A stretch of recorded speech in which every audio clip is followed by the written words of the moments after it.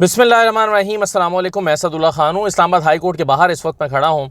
अभी Islamabad high court में समाअत हुई है। इमरान खान साहब को जो नाअहल किया गया था इलेक्शन कमीशन की तरफ से तोशाखाना के मामले में, उसमें एक रिलीफ इमरान खान को मिला है और कुछ आर्गूमेंट्स जो हैं वो बड़े ताकतवर अंदाज में बैरिस्टर अली ज़फ़र साहब ने अदालत के सामने रखे हैं, जिसके बाद फिर इलेक्शन कमीशन को नोटिस जारी हुआ है। क्या आर्गूमेंट्स दिए गए हैं, क्या बहस हुई है, इस पर मैं बात करता हूँ। लेकिन एक बात तो आपको पता चल ही गई है और उसमें तो कोई अब शक नहीं रहा कि इमरान खान जो है वो सिर्फ उस सीट पर नाहल हुए थे जिसमें 2018 में वो सीट उन्होंने मियां वाली की अपने पास रखी थी। इसके अलावा वो अगला इलेक्शन लड़ सकते थे और कल आपको पता चल गया है कि उन्होंने कुरम का इलेक्शन लड़ लिया है। तो भाई, अगर इमरान खान नाअहल हो गए हैं तो फिर उन्होंने इलेक्शन कैसे लड़ लिया है? तो मेरा ख्याल है ये जो नाअहली हुई है इससे फ़र्क कोई नहीं पड़ता इमरान खान साहब के आइंदा सियासी मामले पर। ना तो कानूनी तौर पर कोई फ़र्क पड़ता है, ना उनके ऊपर कोई ऐसा इम्पैक्ट आएगा मेरा ख़्याल है जो इस वक्त उनकी मकबूलियत का आलम है। लेकिन फिर भी ज़ाहिर है तहरीक इंसाफ तो यही चाहेगी कि उनको अदालत से जो है वो ये धब्बा उनके ऊपर ख़त्म हो कि उन्होंने जो उनके ख़िलाफ़ अपोजिशन बना रही है कि इमरान खान की अपोजिशन बना रही है कि चोर हैं, घड़ी चोरी कर ली और इन्होंने जो है वो असासे चोरी कर लिए, तोशाखाना चोरी करके ले गए। तो ये तमाम चीज़ें जो हैं वो स्टिग्मा अपने ऊपर से ख़त्म करने के लिए इलेक्शन लड़ना, ये केस लड़ना ज़रूरी है। अदरवाइज़ इमरान खान के ऊपर कोई फ़र्क नहीं पड़ता इससे, ना उनको सियासी तौर पर नुकसान पहुँचेगा, ना कानूनी तौर पर नुकसान पहुँचेगा। और ये कल हमने कुरम का जो इलेक्शन है उसमें देख भी लिया कि इमरान खान 20,700 वोट ले रहे हैं, तो उनके मुकाबले में जो JUI के उम्मीदवार हैं जो 2018 का इलेक्शन जीते थे पहले, वो जो हैं ये 12,700 वोट ले रहे हैं। तो 8-9 हज़ार वोटों के फ़र्क से, जबकि एक यानी ऐसा नहीं है कि इमरान खान साहब या को बहुत बड़ा यहाँ पर वोट बैंक मौजूद हो। कुरम का इलाका है, वोट बैंक भी छोटा है, वहाँ पर टोटल रजिस्टर्ड वोटर भी कम है, टोटल पोलिंग स्टेशन भी कम थे। तो इमरान खान साहब ने इसके बावजूद ये बड़े मार्जिन से, यानी आप समझे ना कि 60-40 के मार्जिन से इमरान खान ने ये सीट जीत ली है। तो दो मुखालिफ उम्मीदवार था वो करीब भी नहीं रहा और वो PDM का मुश्तरका उम्मीदवार था जमील खान। तो इससे आप अंदाज़ा लगाइए कि हालात क्या है। इमरान खान इधर पंजाब में लॉन्ग मार्च निकाल रहे हैं, वो यहाँ कोई बंदा किसी की तवज्जो भी नहीं है कुरम के इलेक्शन पे, और कुरम का इलेक्शन इमरान खान जो है वो आसानी से जीत रहे हैं। और फिर इलेक्शन उनको लड़ने से खुद इलेक्शन कमीशन ने नहीं रोका। इलेक्शन कमीशन कहता ना कि जी आपको तो नाअहल कर दिया है तो आप तो इलेक्शन नहीं लड़ सकते, तो इलेक्शन कमीशन ने भी उनको इलेक्शन लड़ने से नहीं रोका। इसका मतलब यह है कि नाअहली सिर्फ उसी टर्म के लिए थे और उसी सीट के लिए थी। अगला इलेक्शन वो कोई भी लड़ सकते हैं, तो जो इन्होंने ज़िमनी इलेक्शन लड़ लिया तो अगला तो लड़ ही सकेंगे। तो उनकी डिस्क्वालिफिकेशन नवाज शरीफ की डिस्क्वालिफिकेशन के बराबर नहीं है। अब जो निकात आज इस्लामाबाद हाई कोर्ट में डिस्कस हुए हैं वो मैं आपको बता देता हूँ। पहले ये केस गया था जस्टिस अतर मिन्नल्लाह साहब के पास, जो कि chief justice Islamabad high court है, लेकिन अब उनकी एलिवेशन हो गई है, वो सुप्रीम कोर्ट के लिए नामजद हो गए हैं। तो यहाँ पर जो अगले चीफ जस्टिस बनेंगे वो जस्टिस आमिर फ़ारूक साहब ने बनना है। आमिर फ़ारूक साहब के पास आज ये केस आया है और सिंगल बेंच ने इसकी समाअत की है। अब देखिए, इस पर जो आते ब्रीफ किया बैरिस्टर अली ज़फ़र साहब पेश हुए थे, उन्होंने कहा कि इमरान खान को बतौर रुकन असम्बली नाअहल करके डीसीट किया गया है। इस मामले में आमिर फ़ारूक साहब ने पहले तो उनसे पूछा कि आपने कोई एडिशनल इसमें दस्तावेज़ात भी लगाना चाहते हैं, तो उन्होंने कहा कि नहीं, जो नोटिफिकेशन है जो उनको डीसीट किया गया वहाँ से, वो बस हम अटैच कर रहे हैं साथ में।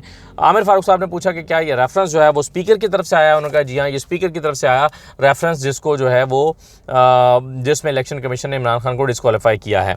अच्छा, अब ये इमरान खान की डिस्क्वालिफिकेशन क्यों नहीं बनती थी, ये दलाइल जो हैं वो दिए हैं बैरिस्टर अली ज़फ़र साहब ने। अली ज़फ़र साहब ने कहा कि 2018 में ख़रीदे गए तहाइफ, इल्ज़ाम यह था इमरान खान के ऊपर कि उन्होंने 2018 में तोशाखाना से तहाइफ ख़रीदे और 2019 में उन्हें डिक्लेयर नहीं किया और फिर 2020-21 में दोबारा जाके डिक्लेयर कर दिया। तो ये जो मिस डिक्लेरेशन है उसकी बुनियाद पर इमरान खान साहब को नाअहल किया गया।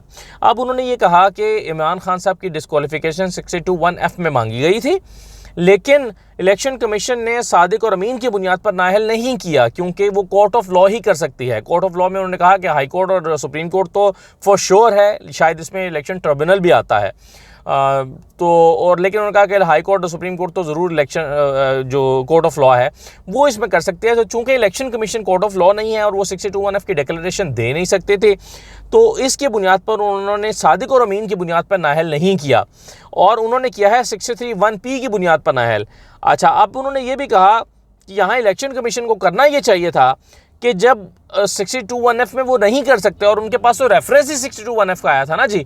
जो स्पीकर साहब ने रेफरेंस भेजा था वो ये था कि 62(1)(f) में इनको जो है वो नाअहल किया जाए। तो जब रेफरेंस जो उनके पास 62 का आया था तो अली ज़फ़र साहब ये कहते हैं कि इलेक्शन कमीशन को ये कहना चाहिए था कि आप हमारे पास 62(1)(f) का डिक्लेरेशन रेफरेंस लेकर आए हैं, हम 62(1)(f) का रेफरेंस सुन नहीं सकते, इसलिए हम इसको मुस्तरद कर देते हैं या आप इसको किसी और फोरम पर ले जाइए।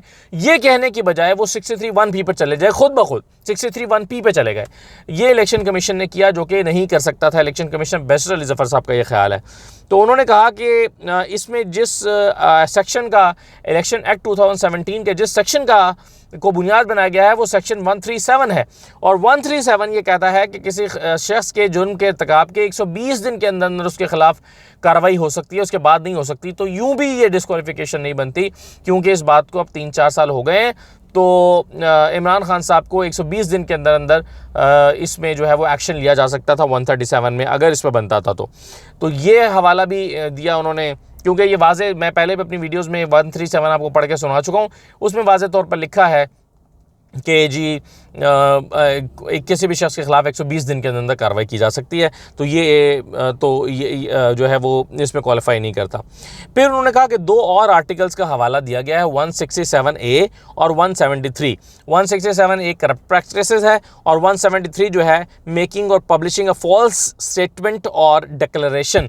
किसी शख्स ने अगर फॉल्स स्टेटमेंट दी है, फॉल्स डिक्लेरेशन की है या उसको पब्लिश किया है तो उसके खिलाफ एक्शन लिया जा सकता है।